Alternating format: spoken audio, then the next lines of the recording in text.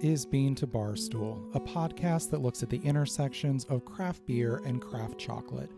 My name is David Nilsson. I'm a professional beer writer and an advanced cicerone, and the creator and host of this show. The music for this episode is by my dear friend, indie folk musician Anna P.S. You can find out more about Anna's music in the show notes or at her website, annapsmusic.com. You can find links and information about our guests in the show notes as well. I hope you enjoy this episode of Bean to Barstool.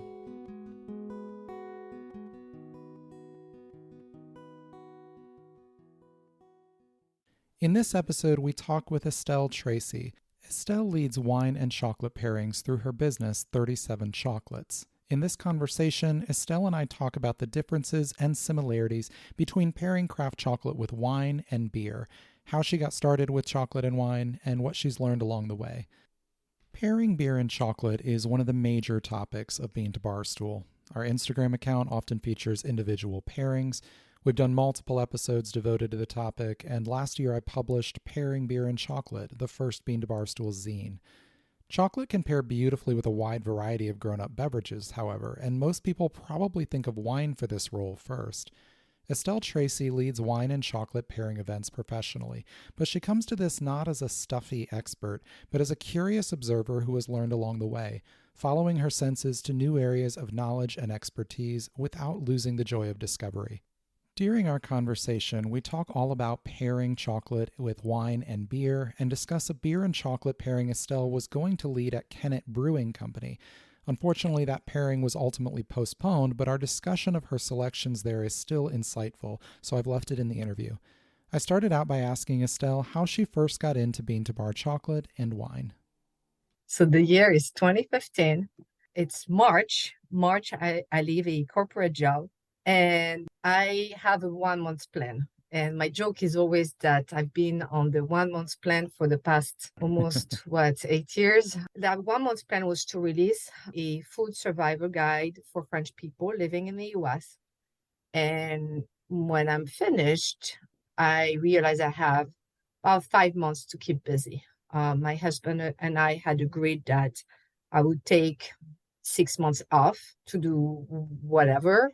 You know, it turns out I'm not so good at doing nothing. So at the time, there was this new coffee shop that opened in my town. I live in a small town, and we have a couple of blocks of kind of cool stores, and this new coffee shop, specialty coffee shop opens. And there's this range of Bean to Bar chocolates, single origin is really, I think, what stood out because there was a name of a country on the wrapper. Some of the names I remember, like Dictator Belize was there. There were some woodblock, Madagascar. And I remember, asking myself, two things. Why is the price more than what's at the grocery store? And also, what's the significance of this country of origin? And I would keep looking at the wrapper and, turning it back. And I thought I couldn't really make sense of it.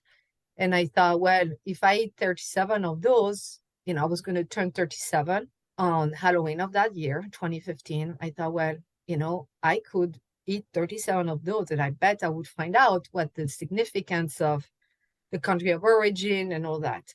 And so I decided I would review 37 chocolate bars made in the US in honor of my 37th birthday on Halloween of 2015. And so that's how I fell into craft chocolate. So then share with us your background in wine. People hear my accent and a lot of people assume a lot of things because I'm from France. And yes, I'm French, but it's funny. They assume that because you're born in France that, you have, you just have this innate knowledge of certain things. And the funny part is, so I was born in an immigrant family, and my family we're not Muslim, but we come from a Muslim country, and so you do have some alcohol, but not to we like wine is not part of my family's culture.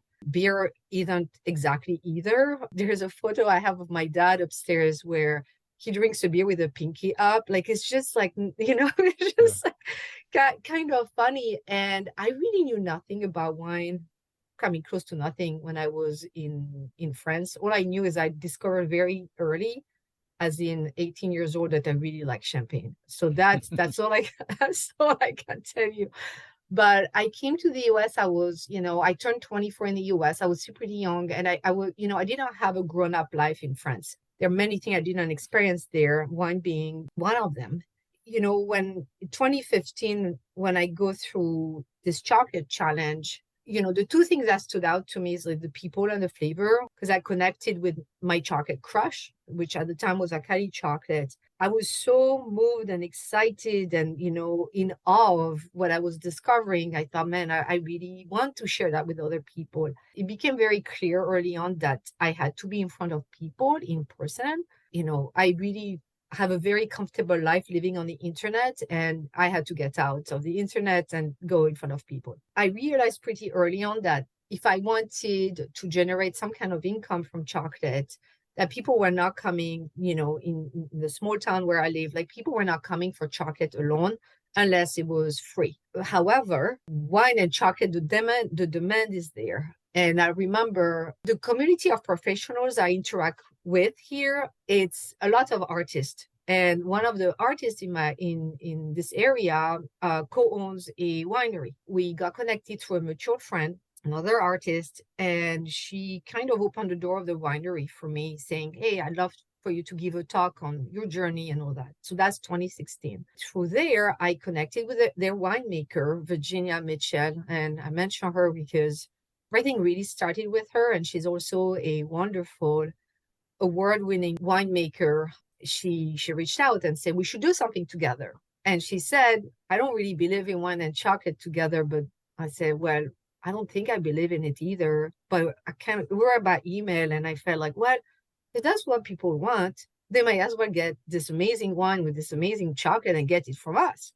And we're like, let's figure this out. I remember Virginia, we had no idea where to start. And Virginia just like poured all the drinks. And I just, at the time, I took my entire stash of chocolate and I just put it on the counter. And we stare at each other like, what do we do now? Looking back at this, one of these awesome memories, because, there is something to be said about approaching something with no preconception. It was so fun. It was so exciting because it's like all these possibilities. We have to rely on our senses now, like, because nobody told us what to do. That winery doesn't have any sweet wine, like the kind of the go-to pairing is really like port and chocolate is really what you read in the book. So there was no place for, like, we couldn't even do that. So we had to, approach this. And at first we just randomly put two things together. But after a while, there are some certain things that started coming up. For instance, one of the pairings I remember from those early days was that brown buttermilk from Fruition. It's a milk chocolate bar, if I'm not mistaken, like extremely creamy, rich. And we paired it, or at least we experimented with this white wine. I forget even what it was, but I'm like, oh, this is yummy. Like there's something happening here. And I remember making a note of trying to understand why this was working, but we really found like a bunch of pairings. One of my favorite also was the winery's award-winning Cabernet Franc, and we paired it with 100% Madagascar. And, didn't tell people when we paired it, we didn't tell people it was 100%, but together they were fantastic. And we started getting excited. I feel very, very fortunate to have the wine industry professionals that I interacted with, I feel took me under their wings and shared what they knew with me. Or, I have zero wine. Before chocolate, I didn't have any wine background. I really had to find it in me to feel that, to have the confidence to say, I can figure this out. And I can interact with these wine industry professionals as a peer and not somebody who's like too impressed or too scared. And, pairing wine and chocolate, I had to trust myself to find a way to figure this out and to categorize wine in a way that makes sense to me so that I could be efficient. Because there has been times where I would be brought in a club and, somebody, like the person who brought me in, left their job for one reason or another. I'm staring at a wine distributor. The person says, you guys have to figure this out. We don't have any guidance. And we have an event in the calendar. Here you go. Either you run away screaming or you're just like, I can do this, and we're going to work together. That's a So, great point. I've discovered the same thing specifically with pairing. When I was putting together my pairing zine on beer and chocolate, mhm, I really had to categorize some beers together that normally we wouldn't group that way. Like you have to come up with more logical, intuitive combinations rather than just easy systematic mhm, listings in order to be able to make those work in logical ways. And it's interesting to hear you say the same thing. mhm. We were discussing last week that you have branched out and are doing a beer and chocolate pairing at a local brewery. Yes. Tell us a Yes. little bit about that. Yeah, so that's the thing about living in a small town. Word gets out about what it is you do, and people become your supporter after, especially when they've had a chance to experience your work. And I got a Facebook message from a local supporter slash friend. It's a place called Canna Brewing Company. Here's their phone number. Talk to them. I'm like, okay. And so I sent a text and said, yay, Joseph told me that blah, blah, blah. And I didn't even know what the meeting was about. I just bought all my chocolate samples. And it was really funny because I'm like, are we just going to talk about today? Gonna getting to know one another? I really hadn't. There was no agenda, so I just come. I'm like, okay. And Josie is like, I really don't like chocolate. The smell bothers me. I don't think it's sank in for me until she just gave me the flights of 8 beers and walked away. And I'm like, oh, she really doesn't like chocolate. Like, and I'm so used to like working with somebody on this stuff and bouncing, oh, what do you think? How about that? And should we go another one?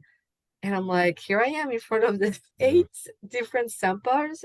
And I didn't have, I was not aware you had the zine at the time. I ordered it since, Yes, thank but you, by the way.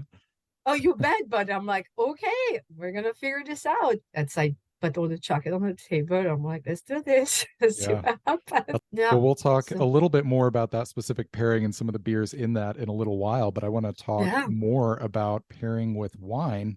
Yes. As you've been pairing wine and chocolate professionally, what are some things that have surprised you with how Mm. these work together? Things that you didn't expect going in? So I did not expect to ever experience a pairing that would make me, what I say is like when I experience something hyper delicious, I usually say some French swear words. Like, like that's on my scale is like, do I want to swear? And I've had swear worthy pairings and like, or like where I'm just like, oh, this is so good. You have to try this. I'm like, I'm starting to get very irrational, like acting in a way that may not make a lot of sense, like because the pairing is just so delicious and perfect. I never expected to experience something that I would call perfect. Like it's so funny because what you hear when it comes to pairing wine and chocolate is that people love saying, oh, the tannins clash and the tannins clash. And I'm like, okay, maybe if you take something from the grocery store, like something kind of ashy and bitter from, like something like a dark chocolate that tons of vanilla to camouflage the flavor, Mhm. of burnt. I mean, yeah, I mean, no burnt food tastes good with any drink. I mean, Yeah. but it's like, I expected to experience terrible pairings that would make me want to wash my mouth. Hmm. And looking back, I can't think of one pairing that I experimented that was terrible, like terrible. The worst I have experienced, or like it's just they just coexist. And I realize there's some people who are very satisfied with two things coexisting. I expect more from a pairing than coexistence. I want this to be interesting, or flavors to complete one another or something. But with this kind of like, craft chocolate, bean to bar, whatever we want to call it, you can't really go so horribly wrong in my experience. Again, it's like it's at worst, and it's fine. You know, I can't say, oh my gosh, what the horror I'm experiencing. No, that's not how it is. And a fabulous wine and chocolate. I mean, people might be surprised to hear I'm not much of a drinker. I just like exquisite taste. Champagne is my weakness, I would say, but I have a hard time finishing a beer. It's like I got the taste. I'm interested in experiencing. I'd rather have a flight of completely different beers than one beer, Sure, yeah. of one thing. So I like the excitement, the stimulation of like, oh, this is different. Oh, this is different. Oh, this is really fun. Yes. So I wasn't a big drinker, but there are times I'm not a big drinker to this day, but there are times I've experienced wine so absolutely mind blowing. Like I can remember them and pairing so completely fantastic. Like I can tell you one I'm thinking about, and I know you appreciate the maker. I was near a champagne wrap next to my table, and she's pouring champagne glasses of champagne to the members. I remember that very vividly because I had ordered a bunch of bars from Violet Sky Chocolate, Oh, sure. and the one that he had was the pine citrus. Have you had that one? I have, yeah. Which is like, ah, you know, I'm interested and to hear how this story ends because his roast profile can leave some of that astringency, like sharpness in there just a little bit, kind of as a house character. So I'm curious to hear how this works. yeah, and they're not especially buttery, like they're not, French style, European style, Hmm. But yes, so here's what's interesting. And I remember opening the wrapper so people would see and they'd go, oh, we kind of agreed on doing a little trade with the champagne wrap. And she had 4 bottles that she was pouring from. And so I remember specifically the last champagne she poured. Oh my gosh. I mean, that is one of the couple of times I said, I am so glad I'm authorized to drink alcohol. Like I can drink alcohol. Like I don't, I have a healthy relationship to it where I just was like transported. Like I'm like, oh, what a delightful champagne this Did we was. get some French swear words with that one? Oh no, I was in heaven. Like I just was floating on a cloud. But no, I remember saying, I said, this is really, really good. And I said, how much is this bottle? And she said, it's about 200. I'm like, okay, it was delightful. And to even experience a bottle like that, to actually know what a $200 bottle of champagne tastes like, so fortunate, right? That to even have a sense, to have that database in my head, to be like, I know the spectrum. And so she said, the rep said, I don't think you'll be able to pair this champagne because of the edge. It did have a bit of I don't know if it was the bitterness or something. She says, I don't expect any chocolate to pair with that.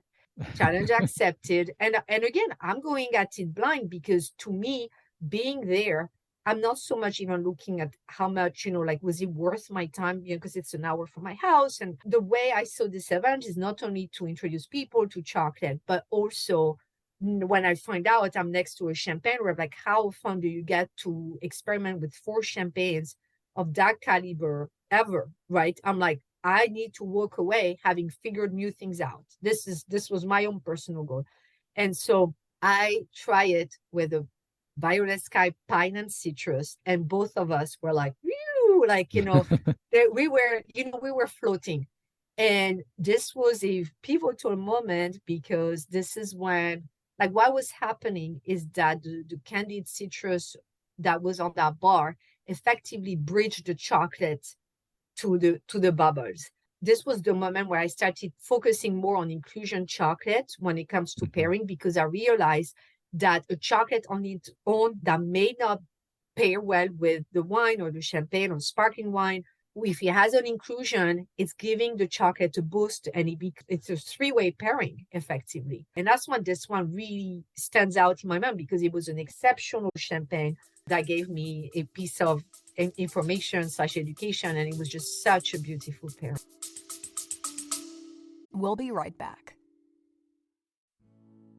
Hey everyone, Final Gravity Issue 5 is now available in the shop on beantobarstool.com. This 5th issue of our zine telling personal, human-centered stories from the world of beer is full of great articles.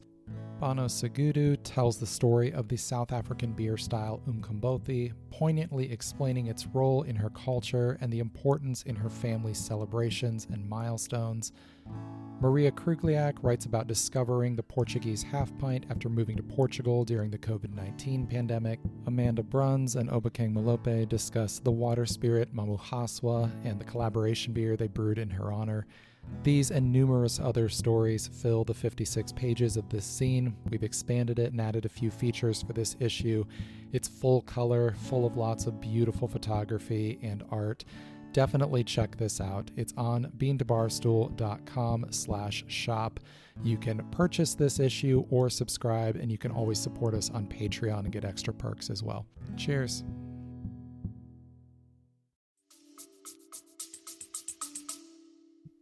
Yeah, I've found a similar thing to be true with inclusions, particularly when it comes to giving guidance or advice. I can find beers to pair really well with a single origin, but it's a lot harder to predict that that's going to work well. So if somebody is saying, what should I pair with this beer? It's very possible that there's a single origin bar that will pair with it, but I can't just say, oh, get a bar from this origin and it'll definitely work. Whereas working with an inclusion, I have a better chance of saying, this is going to work well. Get this bar with this inclusion in it, and that's going to work. So it's like it's a different ability to predict with each one. Yes. I'm really curious with what you said about not really running into many bad pairings. You find ones where they just kind of coexist, but they're usually not really bad. That's not my experience on the beer side. There are bad pairings. And I think the issue there is the bitterness component. There is a varying level of bitterness in beer from hops, and that can actually throw off a pairing quite a bit. So that bitterness is what you really have to contend with more than anything else when it comes to avoiding bad pairings. So I'm interested that you're not really experiencing that, since you don't necessarily have that bitterness component with wine. Well, yeah, the thing that would make an unsuccessful pairing to me for wine and chocolate, it's when the chocolate is just completely loses its character. It's like, you can't taste the chocolate. Like, it's just the wine is overpowering. That would be the main danger I would run into. Is like, I feel sorry for the chocolate that it didn't have a chance to shine. That's what makes me like a little bit that's a bummer. Like, bummer. We not call it bad necessarily. There are people who live with that. I mean, I've been surprised to see what, it comes down to what people want, but I want to blow people's taste buds, I don't want to go for Do you feel like wine in general as a beverage has any particular challenges when it comes to pairing with chocolate? Yeah, it's that overpowering, that's really, from my point of view, is really it. I feel that sometimes, like, chocolate doesn't have a chance to shine when it's not paired with the right beverage. For me, wine is a companion to the chocolate. And it's funny because I've worked with so many different wine industry professionals, from winemaker to wine distributors. I mean, sommelier, yes, like, the club manager was trained as a sommelier from what I've learned from him. But I've learned so much from that collective knowledge. And there is something that I learned specifically, I think it was February 2020. It was a Valentine's Day. I can remember. It was February 14th, 2020. We are at the club, and, we're not having as much foot traffic as we expected. The wine person, the wine distributor, and the chocolate. And then we started talking. One thing, he was a lovely, lovely person. And what he said something to me that stayed with me, that to this day I think about him, about what he said a lot. He said that he'd been in the wine industry by now for about 20 years. He said, when people ask, should I start with the chocolate or should I start the wine? I would say that I used to say, you do whatever you want to taste the more of. If you're a chocolate person, start with the chocolate. And if you really are in it for the wine and the wineries, that's what people are in for. It's like, that's what you do. His answer really surprised me. It shouldn't have. And he says, you should have the chocolate first. He said, I've built my entire career selling wine as window dressing for the food. And the role of wine is to enhance the food. It's not about shining. like it was such a well articulated position. You know, this is somebody who's been in this industry for so long. Like I learned so much from that moment, and so now I'm a little more like, so you still do what you want, right? However, I would encourage you to do chocolate, wine chocolate, and again, for me, an unsuccessful pairing is when the chocolate goes away because the wine is so overpowering. Going back to this gentleman, I think his name was David too, but he's like, the wine should not be the star of the show here, right? And so that's what I think about. I think about him when I put a pairing out, because that's really what I'm after. The chocolate has to shine. That's our star here. Yeah, that makes sense. I Yeah. always do the chocolate first and encourage that in my events. And one of the biggest reasons is for the importance of the chocolate to melt, especially if the beer is a Yes. little bit colder. If they take a sip of beer and then put a piece of chocolate in their mouth, it's just going to stay a solid piece of chocolate. And, they're Mm-hmm. not going to be able to really get it. So I always encourage people to start with the chocolate, let it melt, then take your sip of beer, and then you're actually getting them combined together. Yes. Yeah. Well, let's Yeah. talk a little bit about some specific chocolates and how we might approach those differently Yeah. from the wine or beer side. So we had talked about a couple bars going Yes. into this, both from a maker that we really like, Mocha Origins. Mm-hmm. And we're going to start out talking about their lemon ginger bar. This is a 72% dark chocolate with Ugandan cacao. Mm-hmm. What are you thinking about when you're looking at this bar and starting to think about where you're going to go with wine? All right. So inclusions, right? So this is already, makes us comfy.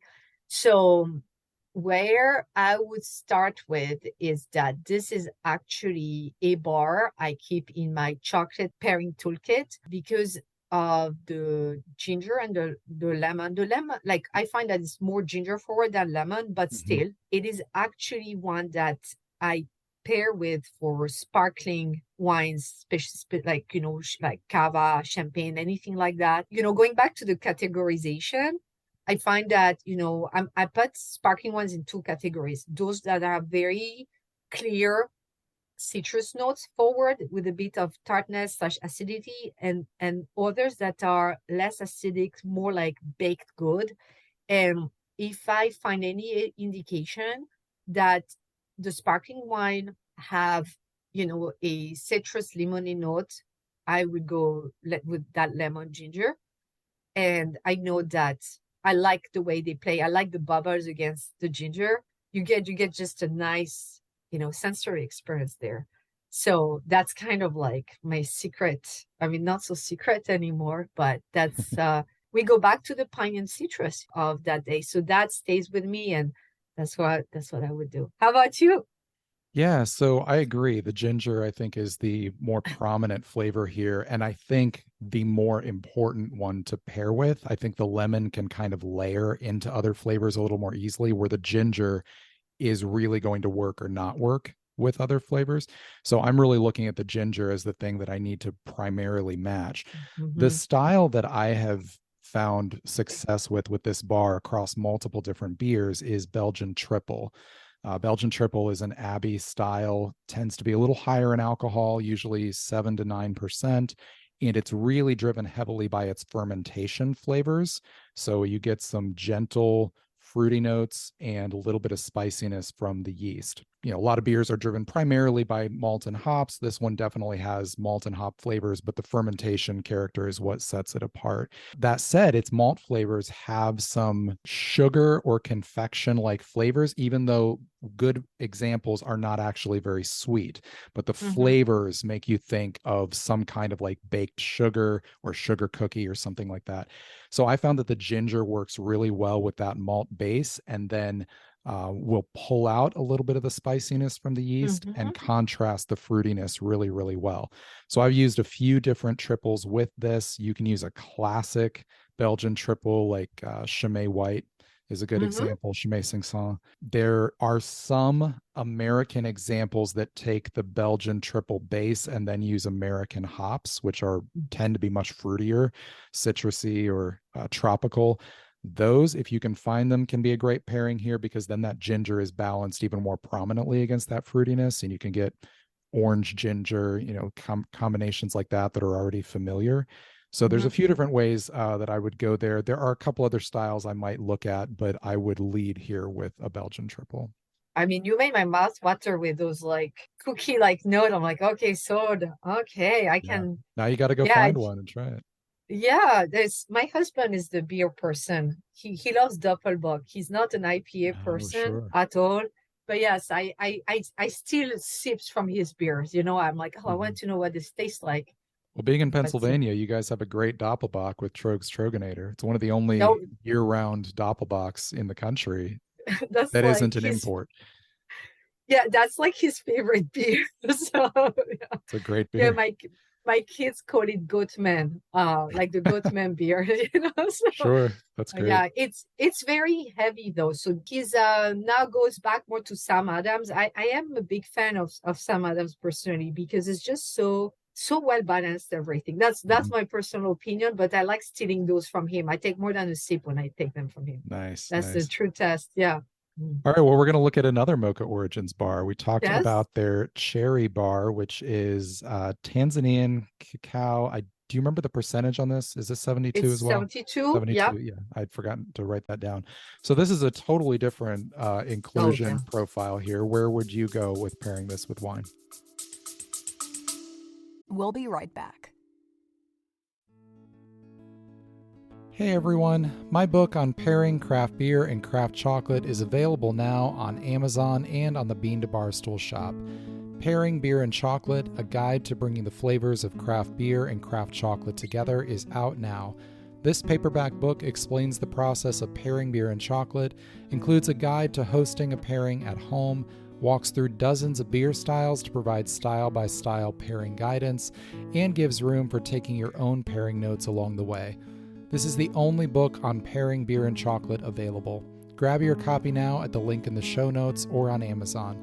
If you manage a tap room, bookstore, chocolate shop, or cafe and want to stock the book, get in touch about our easy wholesale process. Beer and chocolate belong together, and this book is your guide to getting the most out of every pairing.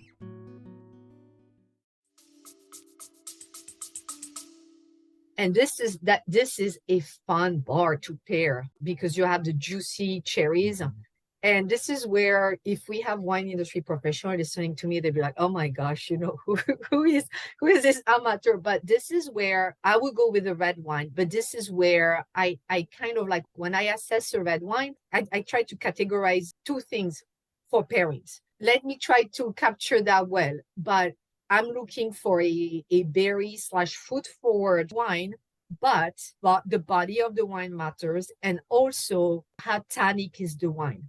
And sometimes, like when I think about, you know, going back to the original winery, Gaylor, where I started with Virginia, her Cabernet Franc is very like the fruit is almost like you feel the astringency before you say this tastes like berries, right? Like Mm-hmm. you feel that the tannins are so strong that it almost, you know, it makes for a great pairing wine.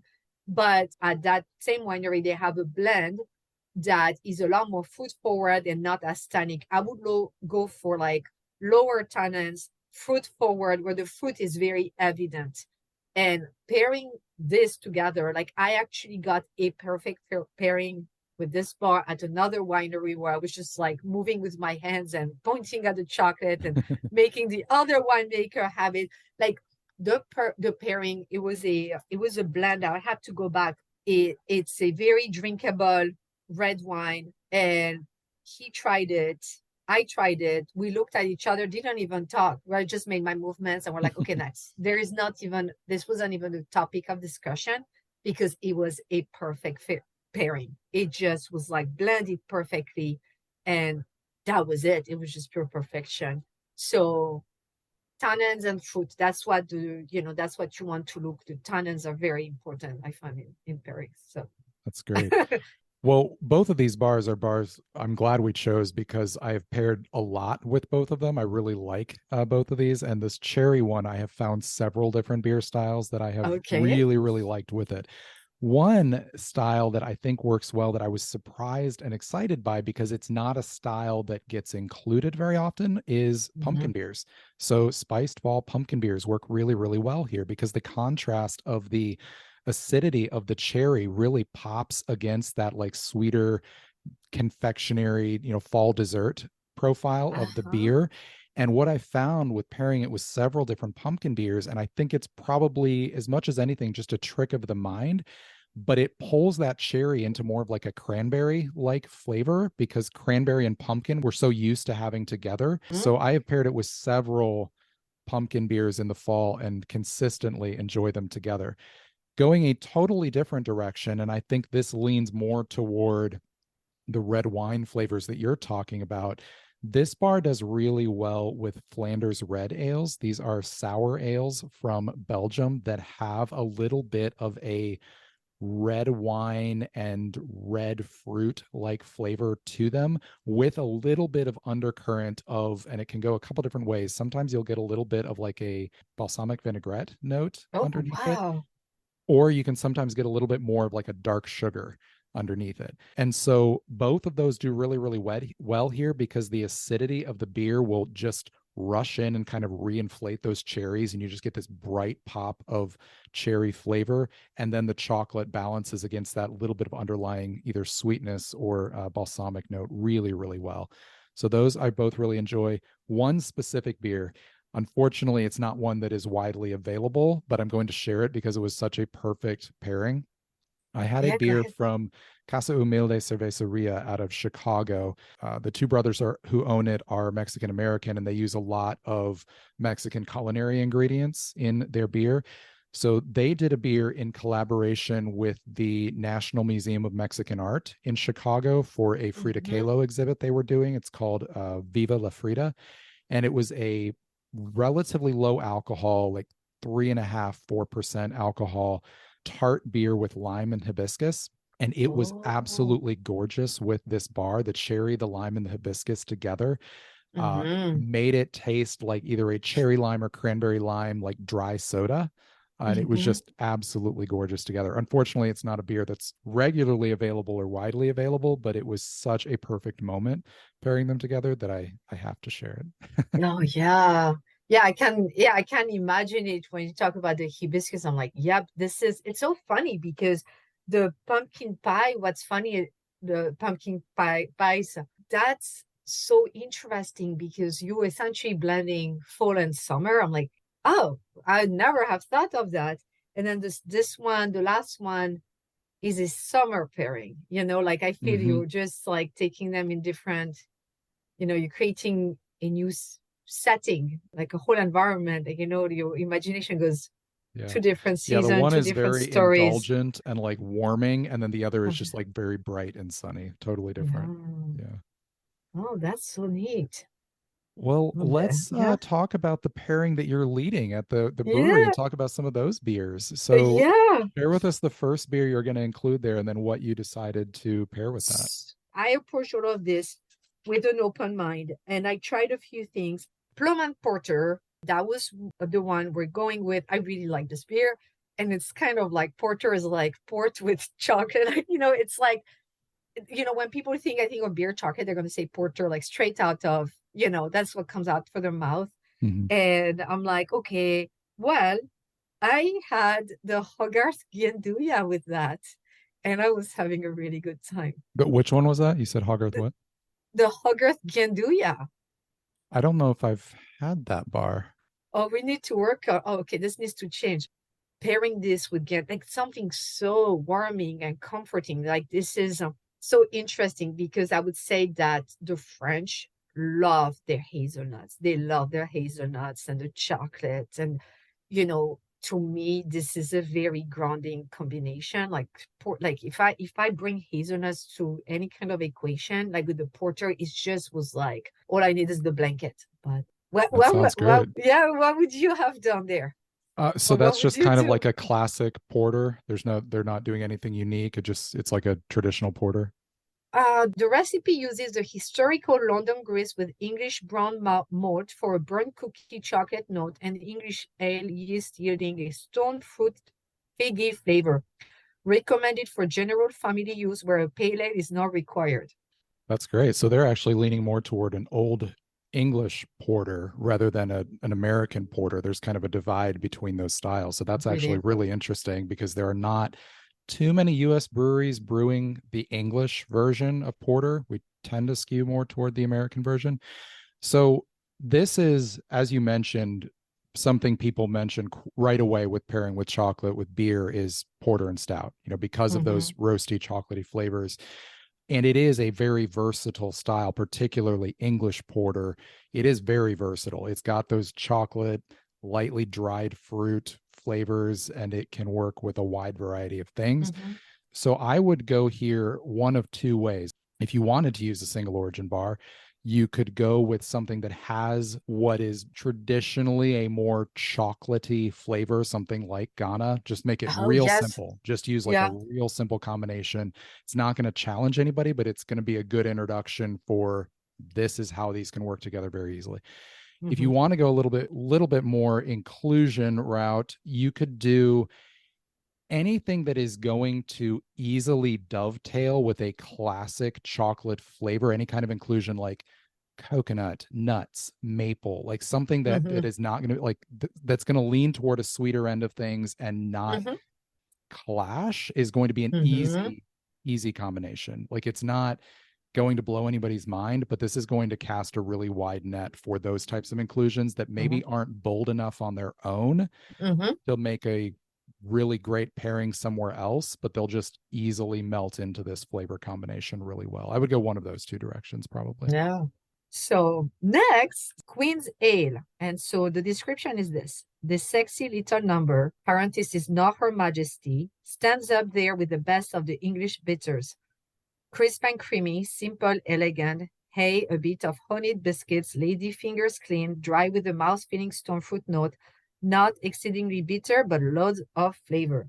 So I did not have my entire chocolate selection with me. And so I'll have to go back, but I wrote a question mark and my note was super grapefruity. That was my, Okay, that great. Yeah, yeah, yeah. was, and so I'm like, what do I do with this? So David to the rescue.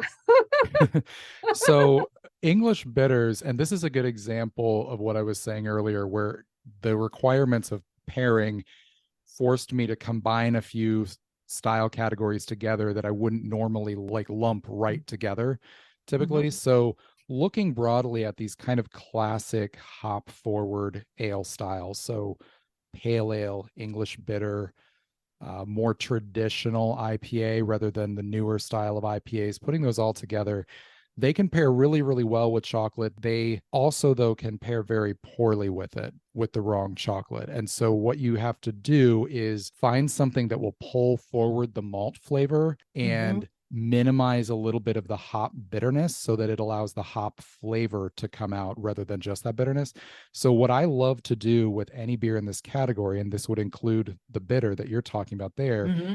is go toward a bar that has a strong caramel flavor, whether that is an actual caramel inclusion Mm-hmm. or just a base chocolate that has strong caramel notes. That's going to pull forward some of that underlying malt sweetness, Mm-hmm. dampen a little bit of the hop bitterness, and allow whatever fruit flavor you're getting in those hops to kind of bounce off of that caramel base. So I would do something along those lines. What Okay. did you decide on? Question mark. I Okay. just thought, you know what? Would that work with white chocolate, with the, like Castronovo's white chocolate with lemon? I was going to bring a sample and like, Yeah, I don't know. I wouldn't, just because it's that Yeah. lemon oil and zest can really make that hop bitterness sharp. Even though Oh, the okay. flavors work together, the underlying bitterness can get a little out of balance. Okay. Um, so one example of a bar that I used, unfortunately, this specific bar is no longer available because the maker is gone, but Okay. Charm School's caramel malt, even though that specific bar is not there, though, using something like that that has caramel or a closely related dark Mm-hmm. sugar inclusion, so toffee or something along those lines. Yeah, that could be a white chocolate bar, could be white milk dark, as long as it has that strong, like sort of sweet base to it. That should work really well there. So what I'm thinking about is also the Castronovo 63% Sierra Nevada dark milk, because that one has a Sure. caramelly, you know. So again, I'm very fortunate. I can walk to the brewery, so it's Yeah. I can just like pop in with like a few squares and see what happens. But I super appreciate the direction, and it's really exciting to work with somebody who not only you have the beer background and the chocolate background, so you have experimented. So that's really great. So thank you. I will try that and report Yeah. back. Tell me what you think. All So right. this So next one this I'm really curious about because this one, when you okay. sent it to me, I was thinking, who that's a tough one to pair with. So I'm curious to hear how this one went. And that's so interesting because I was excited about this pairing. So this one is the business partner pills.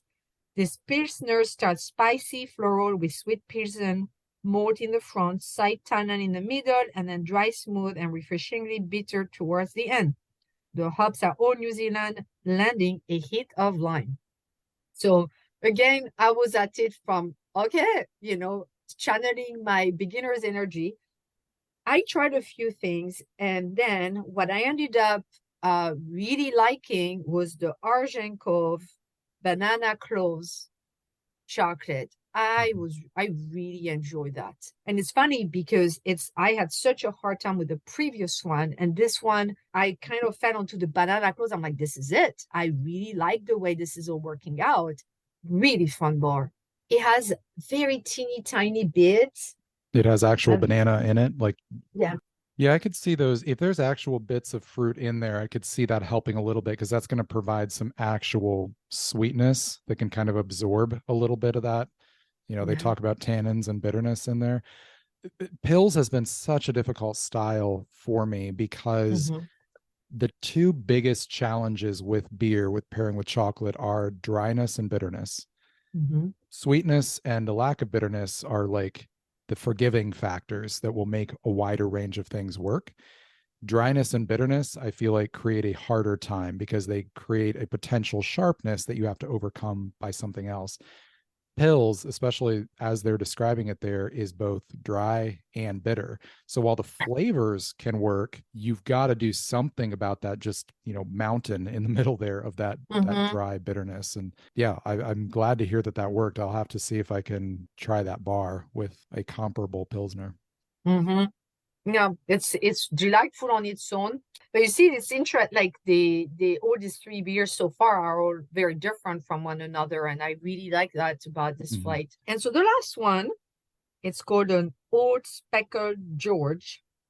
English Old Ale is the style closest to this historical beer, current around 1776. Biscuity malt, dark caramel and rich dark fruit, cherries and plums, rummy at the end. This is a big beer, but so was GW. Drinks very well with a finish that goes on and on and on. Yeah. This is a fantastic beer for pairing. I can tell already. So I'm excited for what you're going to do with this one. It's going to be a great place to end on your event. So tell me what you decided on for this beer. Well, the mocha dark milk, Ghana. Sure, that would work. And this beer, I just last week, as we're recording this, I had a article up on my blog that I published that was about the five most versatile beer styles for pairing with chocolate. So not necessarily Mm-hmm. always the individual best, but if you're just wanting to get some beers to have an impromptu pairing with some friends, these are the Mm-hmm. ones that are going to be able to be the most versatile to just try with a lot of different stuff. And probably the single most versatile is English barley wine, and English old ale is closely related to English barley wine. So this is a Okay. really, really flexible style, largely because it has a lot of residual sweetness behind it. And that So sweetness makes it so forgiving for pairing with so many different things. yes, and it's so funny you say that because I keep records of every pairing like Me I can too. show you I have Me this. too. I have Mine are on a like searchable spreadsheet, so I can just go in and organize it by whatever I want. oh really? So I do what I do is I send summaries to whoever I'm working with so I research using my in the email, when and so that's how I put the stuff. I know I will go back to this. I know that, oh, what did I do? I have the index at the beginning. So Hmm. I try to write because you forget, especially by eighth pairing, you're starting to get tired. It's like you will forget. And so I need to capture what was it? Like I need to find a way to remember. And I wrote number 4, tastes like caramel, because the menu was gone. Somebody took it away from the table. I no longer knew what I was tasting. I'm like, whatever was the last one, tastes like caramel is what I wrote. And when I read the description, I'm like, what did I taste? Yeah, it was like pure caramel. I mean, I exaggerate, but that was the dominant forward flavor. And when you're talking about sugar, I'm like, yeah, caramel. And so it is going to be super fun and easy to work with. Yeah. So that's it. What would you have picked, or many things probably, but Yeah, any. and that's what's great about this style because it's so versatile. There's so many different things you can do with it. So Mhm. what you're talking about would work. Anything that has easily complementary flavors to that base, like toffee, caramel, dark fruit, is going to work. One of my favorites, and not tasting this beer that you've got there, it's hard to Mhm. know exactly which flavors are present to recreate this. But a couple years ago, I paired an English barley wine with Mackenzie's Starry Night, the Ah. pine, and the contrast of the pine with some of that like Mm. candied orange, like candied marmalade like flavors in that barley wine was just Mhm. eye opening, especially because that little bit of sea salt in that bar makes that sweeter base pop even more and really makes it even more indulgent.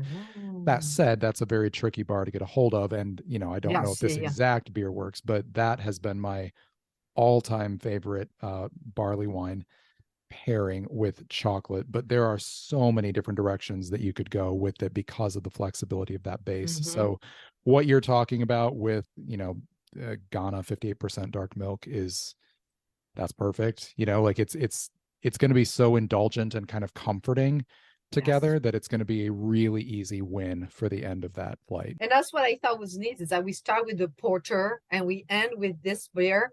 And I feel that you bookended with comfort. And so whatever can Yes, happen in the middle that's a great way is to, yeah, to save it. is fun. So With leading wine and chocolate events now for several years, beyond just what you've learned about flavor and how these interact, what have you learned from the experience of getting to pair this in a group with other people and lead people through these pairings? I'm coming at this from a chocolate industry professional. Without wine, without pairing wine with chocolate, I would not have a business. It's Mm. very simple. I would not have gained the momentum. I would not have gained any experience, momentum. My like 37 chocolates really took off during the pandemic with, kind of opened up on virtual tastings. We talk a lot about meeting people where they are and, in the chocolate industry to get in front of the people. But I joke saying that we all live in different parts of the country or the world, but where I live, people have a glass of wine in their hands. Pairing wine and chocolate meant that we could, people were excited. There was an ease that came. It felt, the market is there. People want this. To me, there was just this, it was almost like a fork in the road. It's like, do you want to be an amateur and focusing on chocolate, which there's Mm. nothing wrong, like just be in chocolate, do your thing, or do I want to be a professional? And I wanted to walk a professional path, and I really wanted to meet people and get them excited. And, I picked the road of like, let's meet people where they are, which is at the winery. For people who may be listening from the chocolate or chocolate industries, that you have to be open-minded. And also, I hear sometimes that people are impressed or like concerned that they don't have the wine experience to venture onto that path. But what it showed me is that you can find your own way. Number one, you don't have to do this alone. As I mentioned, there was a ton of wine industry professionals that opened their universe and their world to me. My favorite wine distributors, wines to work with are natural and, biodynamic organic wine, like biodynamic such natural wines. I'm so fortunate. And like for people listening who say, oh, I don't know anything about wine, I'm like, I didn't, like, to this day, I don't really, like, I may have had two Bordeaux wines or something like that. getting into the world of biodynamic, there's the ethos is similar to craft chocolate. I find like this is, my very first wine crush beside those at the winery was like, is this wine made by these two brothers in this teeny tiny parcel, and the distributor can get 2 cases and it's unfiltered. I'm obsessed with it. It is like, I just want to encourage people to be open-minded and truly believe that they have it in them to figure this out. You don't need to wear a blazer and, talk about this tastes like sand or whatever to appreciate wine and learn about wine. You don't have to necessarily talk like everybody else and have a certain air, but run with it and you might discover this new passion for yourself. I gained a lot of confidence. Yeah, I really am grateful for wine for helping 37 Chocolates turn into a business, truly. So I love Estelle's words there about not needing to talk or act a certain way to enjoy and learn about our favorite indulgences. There is no one way to become an expert or behave as one in any field, whether wine, chocolate, beer, or something else. The more voices and the wider the array of experiences are reflected in these fields, the richer these artisan worlds become and the better off we all are as participants. You can learn more about what Estelle does at her website, 37chocolates.com. I'll link to that in the show notes. Thanks to Estelle for coming on the show today, and to all of you for listening. I hope you enjoyed this episode of Bean to Barstool.